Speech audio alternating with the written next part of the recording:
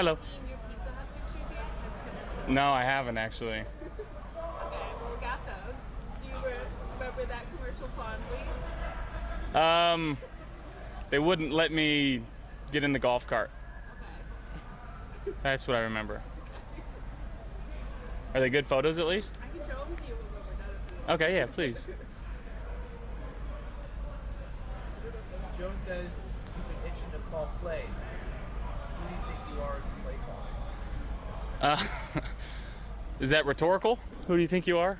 I am? I don't know. I think I'd like to think that I'm a pretty balanced play caller, but I feel like as a quarterback, you kind of know the plays that are the plays that you want to get to. I feel like those would come off the call sheet very early.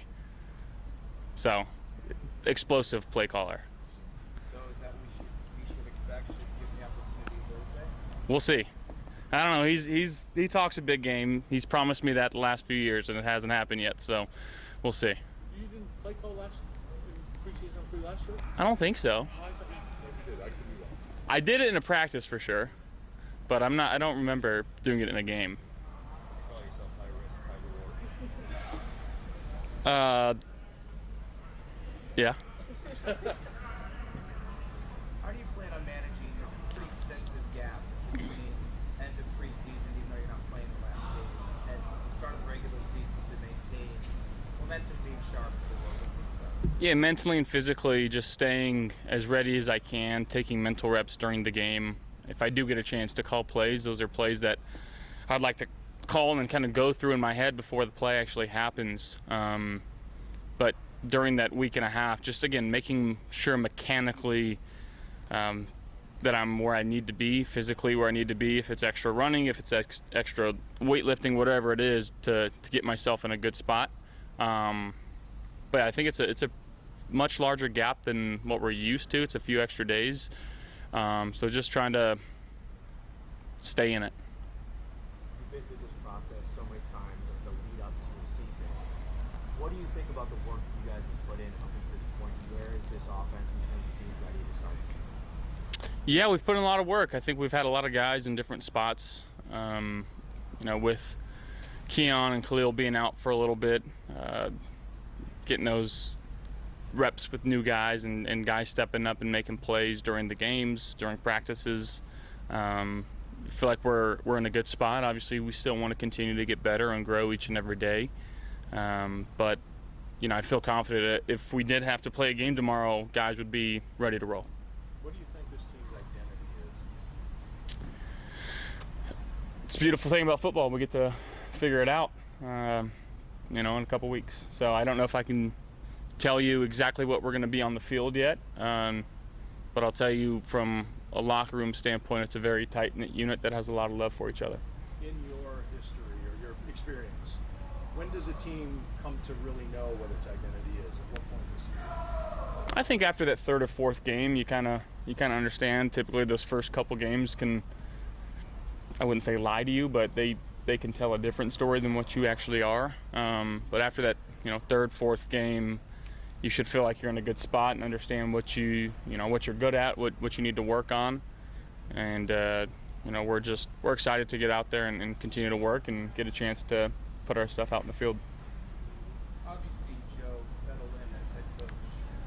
It's been months at this point in time. Yeah, I think it's been pretty instant.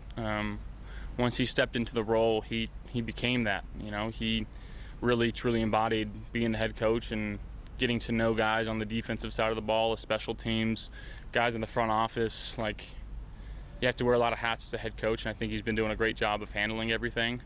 And at the same time, he's kept being the coach in football the number one priority in this building and getting guys to play at their best. So it's been fun to be around. It's been fun to watch. I'm just excited to be a part of this team. How have you seen Skylar adjust to, as a rookie, missing time and then kind of trying to get back to speed? He's doing a great job. He's flying around right now. I know, especially when he was out, to taking those mental reps and understanding the offense, asking questions to guys like DJ and Josh Palmer, and just doing things the right way. So, he's been fun to be around. He continues to make plays in practice, and I'm excited to see him out there. I know last year, speaking, and this goes to a new stadium. Last year we talked about wishing it would be covered for obvious reasons, but the switch to turf and to grass. What do you think are the advantages to that from a player and safety perspective, even though the turf is still young? Yeah, I think grass is healthier for our bodies. I'm to a point in my career now that when we practice inside on the artificial, I can feel it the next day, and when we go out there, I feel great, and I think any guy that was honest would tell you that's how they feel. So one, I think it's healthier, injury prevention. I've gotten numerous burns on my legs from artificial turf, like to the point where I can't sleep at night because it's bubbling over, and it's very painful. So I'm excited to not have to deal with that at home, at least. I know we still probably will play games on the road that are turf, but if I can snap my fingers and make every field grass, that's what I would do for sure. Was patting DJ Moore part of the handshake on his head, or is that you just trying to annoy him? Just annoying him. Yeah. Thank you. Good job.